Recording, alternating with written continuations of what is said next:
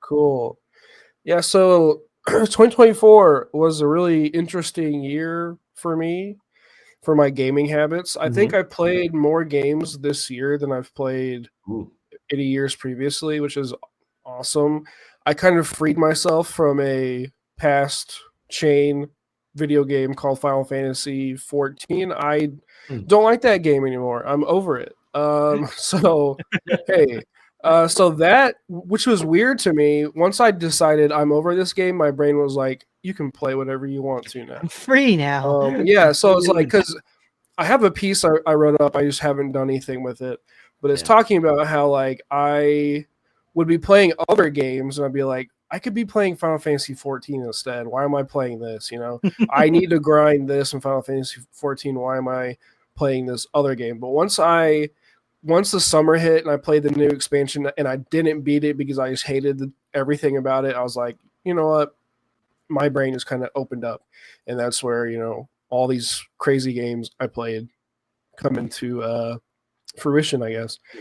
So here's our agenda. We have the honorable mentions. Love it. Then we have the GIW, HOBIA, GT, GD, TD, TBB section. Then we have the highlight section. Then we have the EA section. Then we have the top six. Love it. So yeah, The EA section is all Madden. Mm-hmm. Cuts in the game. So honorable mentions. Just okay. I'm gonna put this out there. The game that's gonna be on everyone's list is not on my list. I don't have Balatro on my list. Okay. It didn't. It's a good game. There's just other things I like a lot more, which is crazy because I like that game a lot. It's really awesome. I think it's probably the best roguelike game in existence. Like, I think it's smart. It's so well thought out. The stuff you can do is crazy, but it's just like, it's not on my list. So I'm just getting that out the way. I don't want people to expect it because I know people will probably expect it. Honorable mentions. Let's go. See, I put it over here as a little tease, a little taste.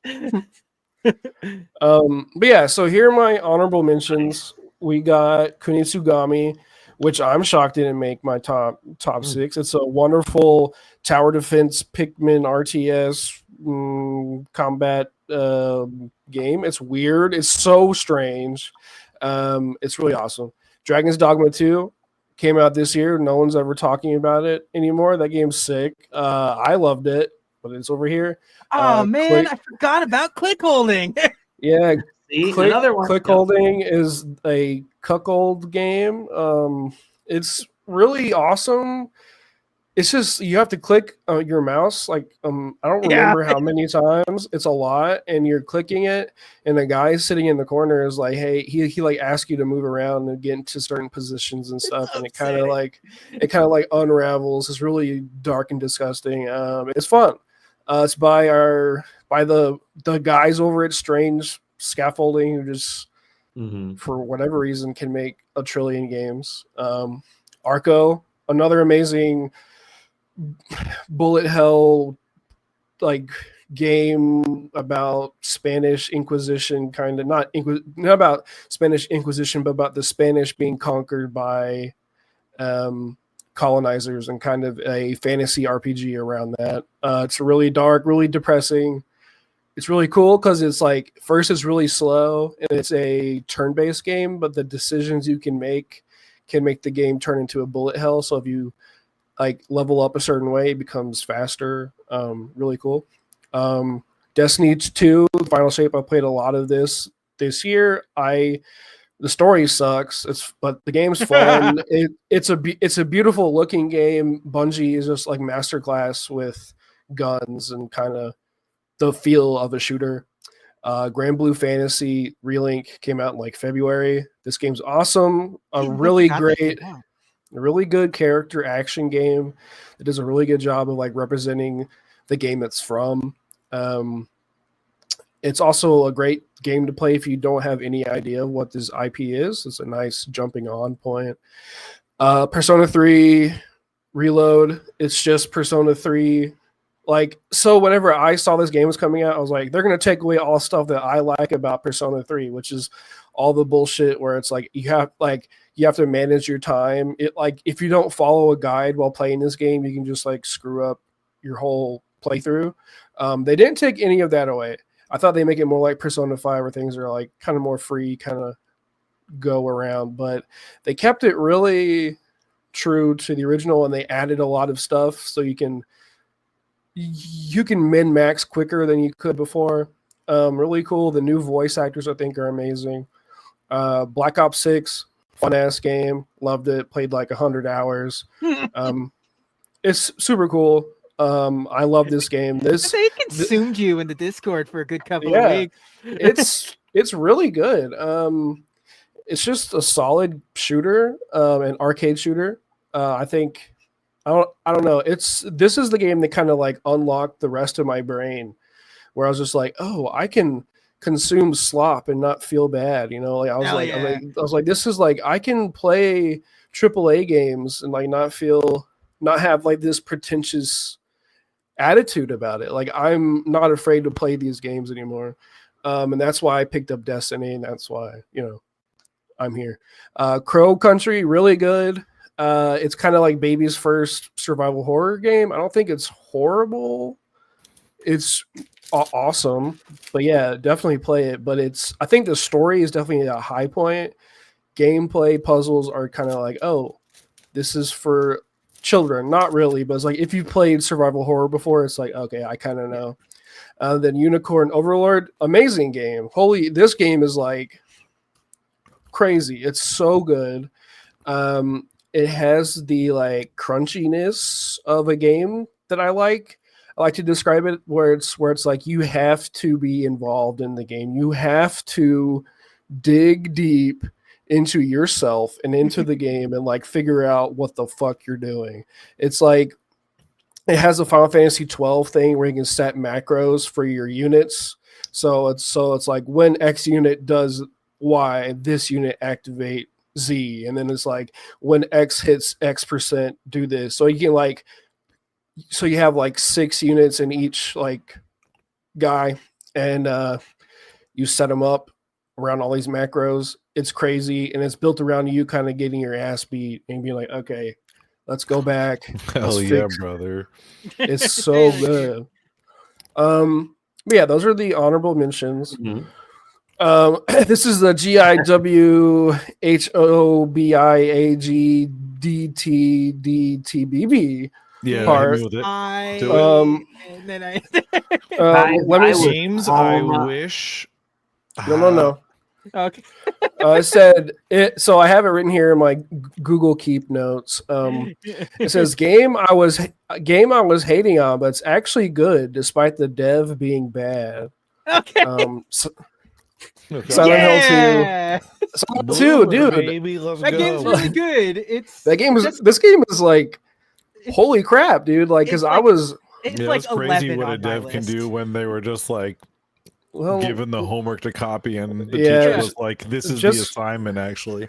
Well, the thing that's interesting to me though is like I've only played maybe 2 hours, right? Which isn't a lot, but I know from playing so many games and being in this kind of field, you can play a game for 2 hours and kind of tell, like, okay, this is, what it is. Okay, we're going to kick off this discourse again. No, so like this game, it's like, Jake in the Discord gifted it to me. Thank you, Jake.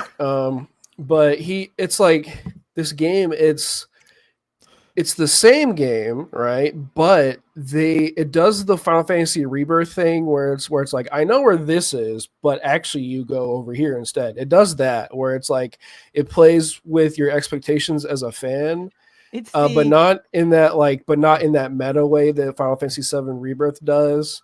But it does it in a way where it fleshes it out. It's like, okay, this is where you usually get the radio, but actually you have to walk through Silent Hill a little bit more and experience some more shit before you get the radio, before we train you on how to hit things with a wood plank. Like, it does things where it fleshes it out and makes it more natural and makes sense to the pace that they're setting for the game.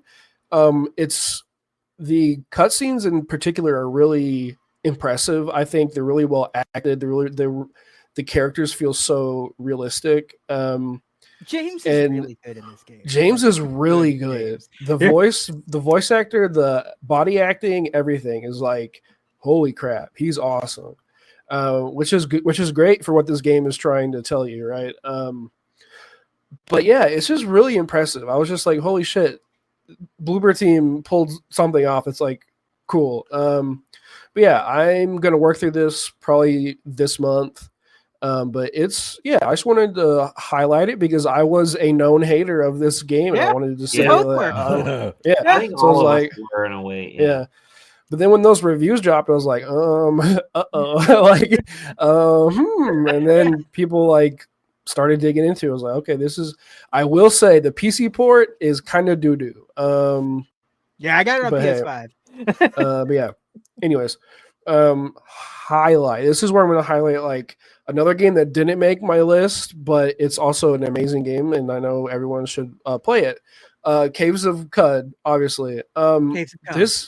This game has been a game I've played for like 5 years on and off, so it's like it's not new to me, but it's new to a lot of people, and people are like actually kind of finally digging into it. I know Taylor's been like balls deep in this game. Brother, I'm currently lost. I'm like fucking upset about it right now because I gotta run. I got the runs going, and I can't get lost right now. It can't happen again. But yeah, it's just an amazing game. It's one of those like, oh, it's been developed for 17 years and they've been working on it for forever, and like procedural generation and storytelling that's like only someone who's worked at the game for 17 years could make. It's an insane video game. It's awesome. If you like weird games and like things that will challenge you and make you upset, Caves of Cud is it. The writing is so good, it makes me mad. But yeah, definitely play it. But also, what makes me mad is you can just die, and because you can be like, you'll be like 20 hours into a run and be like, oh my god, I'm finally gonna do it, and you just die. But then the game recycles everything in a nice way where it's like everything's fresh. And then you, the player, are like, I know these touch points because I know where the lore is. I know where all these important areas are. So you have more knowledge of how to go, how to approach. And like, then somehow the randomly generated lore and all these things flesh out the already established lore, but the lore that's randomly generated is new to you. So it's like a brand new game, even though it's not. It's crazy. It's awesome. You can do a lot of weird shit in this game, which is cool. Then early access games, they aren't going to be on my top 6 list because they're early access. They're not done. But there are 4 games on here that are really good that would be on my list, top 6 list, if they were out. 1.0. Yep. So here's the 4. Path of Exile 2. Everyone knows it's awesome. It needs some work. Yeah, it definitely does. It's a. They tried to do a lot. They tried to change well, I mean, like anybody who's like not played them both and watches a video, they're gonna be like, "What the fuck is the difference?" But if you played both of them, you'll be like, "Wow, they try to change a lot of things, and not all of it works." So there's definitely some itemization issues. There's definitely some balance issues. There is a huge patch that actually just came out today. It's like live changes. Yeah, it's it needs some pretty broad strokes to change it, but I trust the team. I like the vision they have. It's way more heavy, slower, methodical, thought-provoking than the first game, I think. It just needs some more love, but it's awesome. Fields of Mysteria, that's the hot anime girl. It's like, this game is amazing. Next year, if it comes out, it'll be in my top 5. Spoiler alert, it's awesome. I've gotten everything in the game so far. I've done every single thing you can. The character work in this game is amazing. The writing is just like so good. Yeah, if you like farming games, get this. It's better than Stardew. I don't care. Yeah, Card Shop Simulator. This game is just oh, dude, holy shit! You just rip open packs and sell cards and level up your shop and it's cool. Do not know how my shop survives with how many cards I'm opening, but it does. Yeah, you just sit there in the corner while your workers are serving customers and you're ripping open packs and you're like, oh shit, I got a holographics worth $300. Let me put this up for sale. Hopefully someone buys it because I gotta pay these chumps for their salary this week. Is it's awesome. There's also these little like humidifiers that you can get that'll suck out the stinky player. It's cool. There's also a mod where you can put Pokemon cards in here and just rip Pokemon cards. Yeah. And then on the left is a game nobody's heard of. It's called Elin, Elin. It is a Japanese roguelike game. You don't say. It's so there's this roguelike game that kind of was like the first of its kind. It came out in like 2006, 2007 called Ilona. And Ilona is kind of the game that inspired games like Caves of Cud and like everything afterwards, Ilona is this like really prestigious, awesome, really hard, really weird Japanese game. Elin is a sequel 17, 18, 19, 20 years later, whatever. And this is like, it has a lot of base building mechanics, and you have like a plot of land that you're building out. It's like Dragon Quest Builders. So you have like plots of land and like things like that, right? And you can do a lot of shit here, right? You can have, listen to this, you can have a farm of women and you can milk them, breastfeed, you can milk them, breast milk. Sorry? Yeah. Okay. So there's, okay, but I'm just like, so that's just like, that's a thing you can do if you want to. You don't have to. You could have a normal farm if you want to. But here's what I'm trying to get at, right? There's a perk in the game that if you drink milk, you get a big boost in like attack and speed and all these things, right? People when the game first came out were fighting bosses. And because there's dungeons and things you go and raid and get loot and sell it, and you can have a farm, all these cool things. But people were going in to fight bosses, and if the bosses were female, they were sucking the milk from the bosses and getting the buff and destroying the boss. And they patched it out. But I'm just saying, you could do that. It's just like, that's just the amount of interactivity and things you can do in this game. It's weird. It's crazy. It's really fun. But yeah. That's just kind of it's like, oh, this game is sick because it's just so weird. You can have slaves. It's like there's no moral line in the game, which I kind of dig. It's like, oh, I could have slaves and butcher them for meat and eat them if I want to. Like, that's cool. Anyways, Ellen, the breast milk fiasco is just like, that whole thing when that came out was so funny. It was awesome. It's the name of my punk band. Breast milk fiasco. This is my top 6. This is these games here are, I'm not joking. There's 3 in here that I think are like top 10 favorite games of all time material. They're, oh my God. Number 6, Grun. I don't know how to pronounce this. There's no umlauts. I'm gonna guess Grun. So, Grun is a horror. It's one of those games where it's like, we're not scary, or are we? Wink, wink. But it's like you're a gardener, and you kind of go to it's like a Swedish town, maybe. I don't know. It's based in a real town. It's by a developer from Sock Pop. If you know who Sock Pop is, they made Stacklands and a bunch of other games. They did a thing for like 2 or 3 years straight where they made a new game every month. They're really cool. Anyways, it's from a solo dev from them, and this game is you're a gardener trying to like make this house you've been paid to watch over look nice. You have like 3 days or whatever, but the thing is all your shit's missing, right? So you gotta you gotta walk around, do all these puzzles, and there's something really like weird and creepy going on in the town that you unravel. Something really spooky and cool. It's kind of like Outer Wilds in an aspect. It's very fun and very cool. I would recommend playing it, obviously. But it's one of those games where it's like there's a lot of cool little secrets in there. But if you are a person that hates playing a game and making progress and then dying and restarting, having to redo everything, don't play this. But that's what this game is. It's like you'll find a thread to follow in the story, and then it's like, oh, I got drowned. Okay.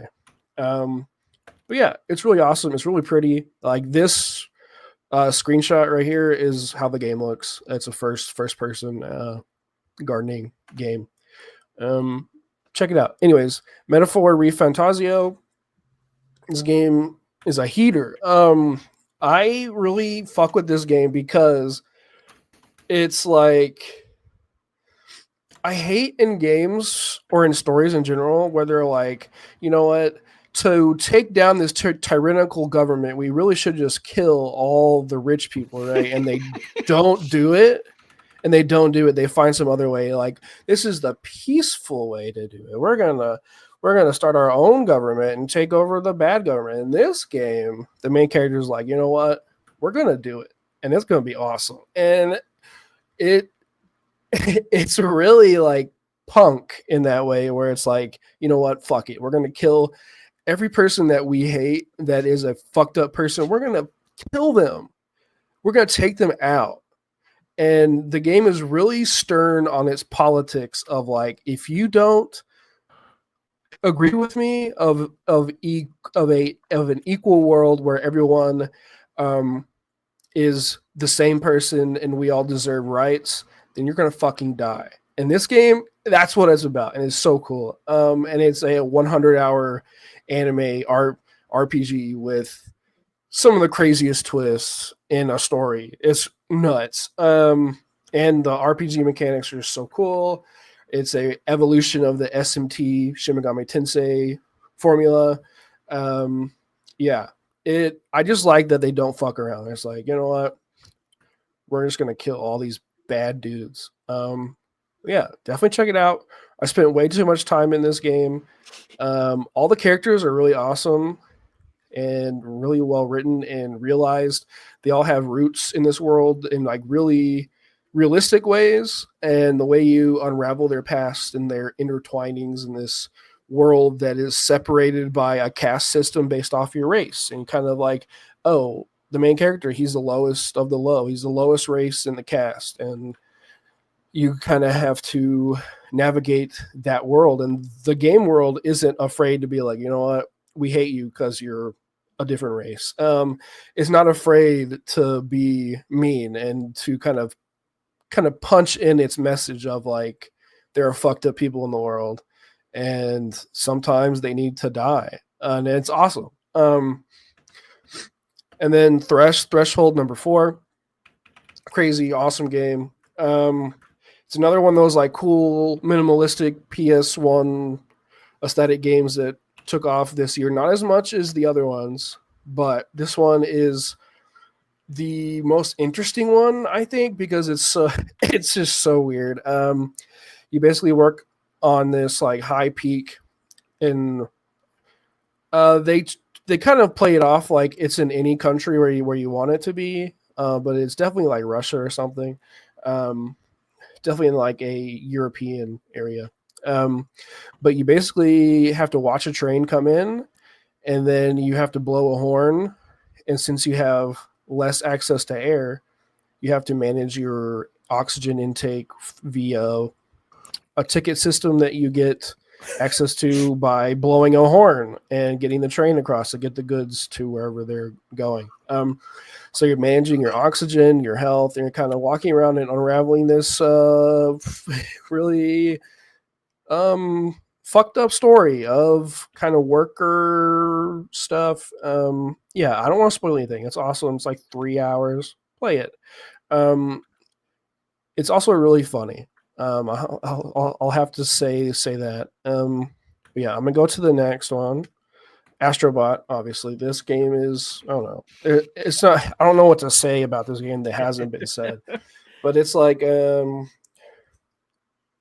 it's the best. Like, it's the best AAA game I think I've played in the last 5-6 years, maybe.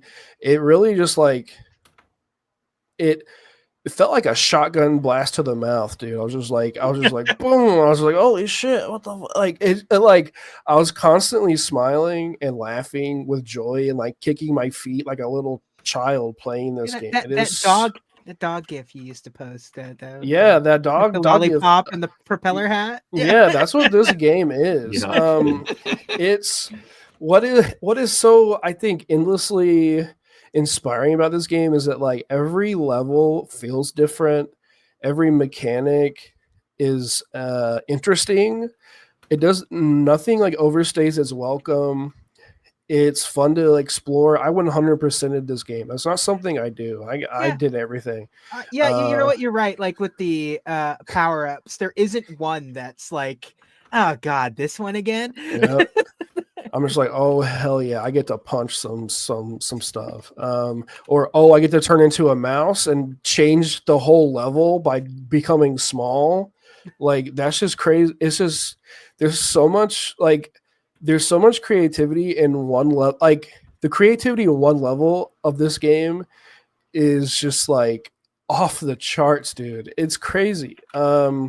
It's so joyous, and they at the end of each like world, there's these like icon levels where you get to kind of like play a Astrobot version of an icon.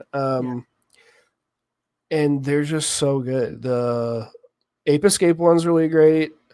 The Patapon one, not Patapon, the Loco Roco one is awesome.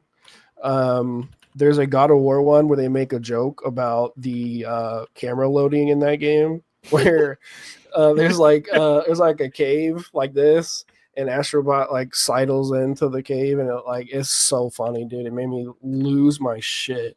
It's so funny.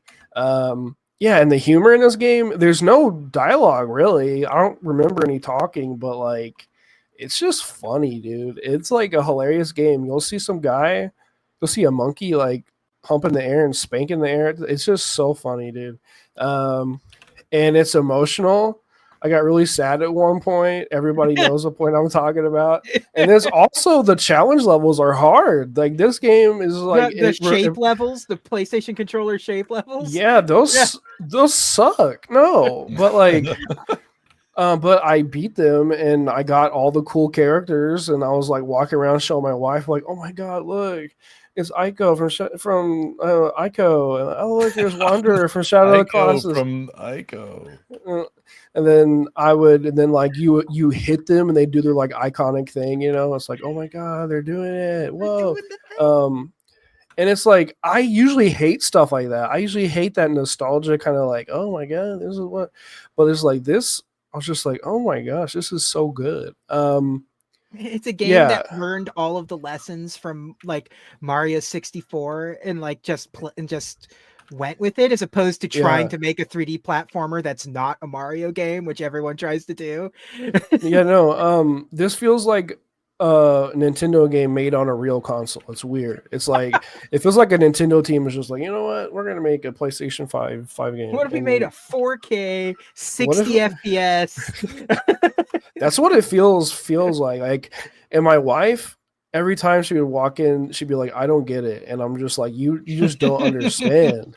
Like you don't know ball. Like you don't understand ball. Like you don't understand video games.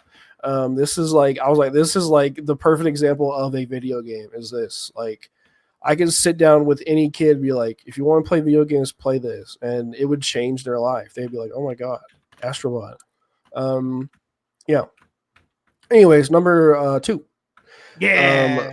Mouth washing is like, oh fuck, I forgot to play mouth washing. Mouth washing is like, I think on a certain level, it's like a perfect video game. It's crazy. It sets out to do a very specific thing, and it does only that. And it does nails the landing beautifully. And yeah, it has a clear start and end and what it wants to accomplish. But the thing that really impressed me is like the way it uses the medium of video games. Yeah. Like I always think about like, why is this a game instead of a movie or a TV show? Like why, like what makes this a game? And like it uses things that only video games can do. Like it uses like scenes in a really important way. Like it's able to set tone in even weird things like a fetch quest makes sense in like it's able to like set the scene like in a way that only a game could, where it's like this angle or this movement or this placement of a character with a bunch of TV screens around them and screw and water spigots. I'm not going to spoil it because Taylor hasn't played it, but like that is a video game thing. It's like, this is video game and I understand. Like it's the perfect setting up and use of the medium. And it's just awesome. The story is really good. I loved it. I was just, my jaw was just like, oh, like the whole, like there's a couple of times where I'm not really squeamish or like get scared or whatever, but there's a couple of times where I'm just like, I was like, I don't want to click this button. I don't want to. This that's is the nasty. thing, right? Like you are helpless. Like you are not a witting accomplice in this video game, but you are helpless. You have to sit back and watch this unfold. Yeah, it was like you can do. Well, you can't. It's not like you have to watch. It's like you have to do it. Like it makes you do it, and you're like, I don't want to. It's like, but you have to because you want to know what happens next. I'm like, yeah, I do. And it's just it's icky. It's nasty. It's just a disgusting game that wants to like rub your head in the dirt and be like, it fuck makes you actually feel like shit. It's great. Yeah, I love it. It's like it's a Silent Hill 2. That's kind of what it is. And it just, dude, it blew my scalp back. I was like, whoa. This was my game of the year. This was my number. This was until I played another game. But this Evangelion reference, thank you. But this right here, I took a screenshot because like I was just like like I was like, this is oh my god, like it was awesome. I was like, this whole moment is fucking right. I was like, this is like, that Martin Scorsese gif was like cinema, right? Cinema, This is how I felt playing this game, and this scene especially. I was just like, oh my god, this is what video games were made for. Like that's the experience I had with this game and also the next game, which is 100 times resist. 1,000 times. Yeah, whatever. 1,000 times resist. It's like it's just, this game is so hard to talk about. It's so hard to talk because there's so much in it, right? But after I beat the game, I wrote down some stuff. And then today I wrote down some more stuff after I reflected on the game some more. And I just want to read it because it's like, I was reading it today. I was like, man, like I'm spitting over here. So I said, with Game of the Year discussions, we are always finding ourselves year after year having conversations about what makes a video game good. Games should have amazing gameplay. No. Games should have an amazing story. No. Games should have amazing graphics. When all in all, at the end of the day, every video game is different and every video game has something that makes it what it is. every game serves a function. It's a thing that it does well, its function. It's an amalgamation of many intricately moving parts that come together to make up what it is. Square to sphere, red to blue. 1000 Times Resist is one of the most impressive video games I think I've ever played. Its narrative, design, and voice acting use the medium it's placed in to its utmost potential. There are differences within video games, and the best ones, in my opinion, are the ones that use the medium and execute something that can only be done within it. It's like watching a movie that is so cinematic, the choreography is crazy, the set design is inspiring, the color grading is top notch, the lighting is heavenly. It goes beyond just a story, and it uses the mechanics the medium is known for. This is what 1000 Times Resist does. For a short synopsis, 1000 Times Resist is about the world after it was wiped out by a mysterious disease. Only one person was found to be immune, Iris. She is known as the All-Mother to her clones that have been living now for thousands of years in the future. The hook of the game is having you, the watcher, hop into something called a communion, which shows the life of the All-Mother days before the pandemic hit. But here's the kicker. What if the thing that is central to your entire being, the God you worship, the culture you breathe, the reason you're alive today was a stone cold bitch? Then, kind of unwrapping the game is hard, but that's the gist of it. There's a ton to take in while playing it. There's so many multi-levels like that you can just examine the game from. But the game, the thing that I think is like the big takeaway is not something that I attach to, but the very inherent theme is the angle from like immigrant families coming over to different countries, and kind of how that first generation immigration can affect the children, and how the children take on the baggage of the parents, and how that can influence a child, and how that child acts out, and how that can influence who a person is.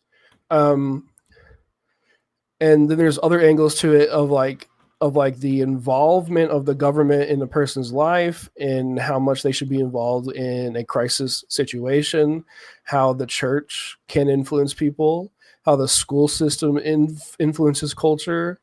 I could just go on forever, but like these are like really intentional things written into the story of this game. It's just there's so much depth to it. It's like it's insane the amount you can just take away from this game. And like I might sound like I'm like smoking dick right now, like blowing smoke up people's asses, but like it's true. Like if you play the game and you kind of experience it, it's like, oh, like this is like, it's crazy, because imagine a society built around this one person that is also you're that person. How would society, evolve thousands of years?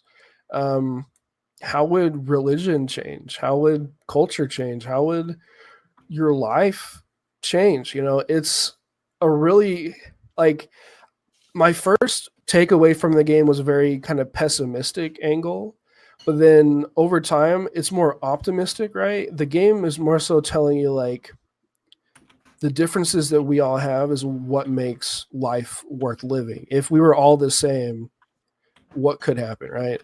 But the game, like, it uses set pieces to portray moments in the story and its themes, and it displays it in only a way a video game could, where it's just like it allows you to experience it, but it's like this is very fantastical, but it's also getting the point across.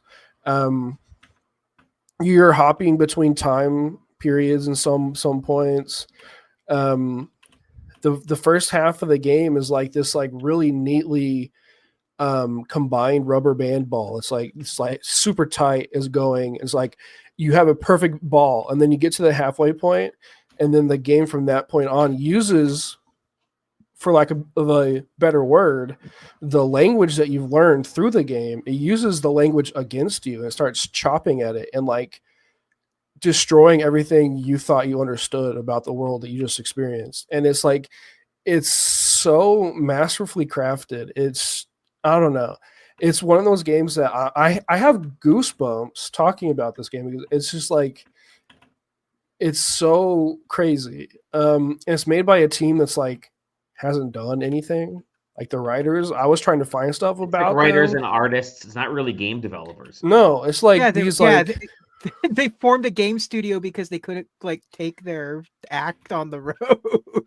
Yeah, it's like, but you can tell, like it's like a Disco Elysium kind of thing where it's like those people are kind of similar here, where it's like they were working at other art of being like writers, making tabletop RPGs, writing books, and they've turned their skill into the video game medium, and they understand the strengths and weaknesses of video games, and they use it to get their story across. But yeah, I wrote the above right after beating the game. Now, fast forward a week later, my brain is still spiraling out of control. Last night, I was laying in bed, kind of going over my spiel for this game for the podcast, and it dawned on me just how desperate and sad the game is too. Every person in this game, besides a handful of others, are one person. Imagine what it would be like if you were trapped for thousands of years with clones of yourself. How deeply intimate you would understand each other and the different aspects of yourself, how they would twist and turn over time according to the environment that you're in. What is so supremely impressive about the game is how it distinguishes characters too. Everyone is so distinct, but they all have similar quirks. You know, it's like it's masterful. There's just so much to unwrap with the game that it's almost impossible to like accurately like talk about it. It feels like a game that needs like a 2-hour like video about. But everyone's going to have a different connection to it, which I think is interesting too. But yeah, this is one of those. This is just one of those games where I'm just like we've kind of peaked here. Like this is like I can't see anything kind of ever topping this. Like I've never seen something executed at this high of a level for a story in a video game ever. Like initially when I started playing the game, I was like, this reminds me too much of Nier, because this is a similar story to Nier, where it's like there's a thing that wipes out humans, there's clones, and there's androids, and then the game knows you know that though, and it hard turns. And it's like, it's really cool. And I think the other thing that speaks to the talent of the team is they clearly take inspiration from other things, but it's like they do it in the right way. Because you know how people say like artists steal, and like people kind of like use that, where it's like they did steal, like they did kind of take these concepts, but they make them their own. They're not just the Arrival concept, because there's a lot of Arrival in here. There's a lot of Yoko Taro in here. There's a lot of like 3-body problem. There's a lot of things like that, but it's like, it's not that, it's its own thing that kind of uses the structure of other stuff. And that's what the concept of artist steal is, you know?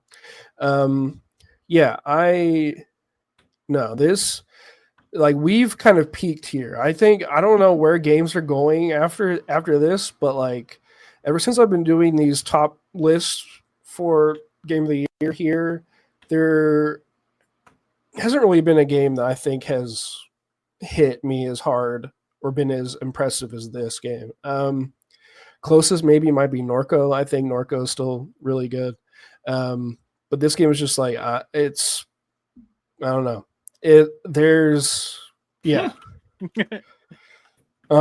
some screenshots. The other thing I think is really cool too is the game doesn't look the best. Like it looks kind of rough, but that it you can tell that they put the right budget into the right things, and I respect that, and I know what they were doing, because the writing is just so god dang good. They got some killer voice work going on in The this voice, game, too. yeah, the voice work is crazy. I was looking into the voice actors, and they're like, "Oh, it's the writers from the game." Okay, Yeah. like I was like, okay, cool. What the heck? But they're all like actors from like a thespian kind of background, so it kind of makes sense. But yeah, it's like it rivals any video game I've ever played. It's crazy. Yeah. Are you sure you were just sad or stress, anxiety, depression, or deadly disease? And then yeah, like this is kind of the for people who aren't familiar, this is kind of the symbolism kind of. This is kind of how it represents a lot of things in the game. Is these really abstract, like, oh, we're talking about moving to a different country. Here is a bunch of airplanes flying around. But it does it in such a methodical way. And then this, I love this part. I love this part. Yeah. Yep. No, but my favorite quote from the game is "fuck Bach and fuck you."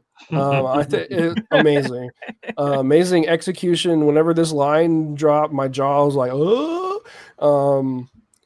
Yeah, I don't know, dude. Like, it's gonna be hard for me to like play a story game going forward for a while because like this is like a you broke your brain just to re-break it in a different way. yeah, no, this is like a Disco Elysium kind of tier for me. I'm not kind of it is like I played Disco Elysium, and when that happened, I was like, video game. There's just no way like a game could touch this, and there still hasn't been a game that has touched that. But this is also like another of like, oh, like this is another direction a game could go to do the same thing that Disco Elysium did, where it's just like depth that's like an ocean inside of a video game. Yeah, I don't know. It's got to be game of the year. That's just all I'm going to say. Zach's game of the year. Look at that. Yeah. Oh yeah, and then this I love. Yeah.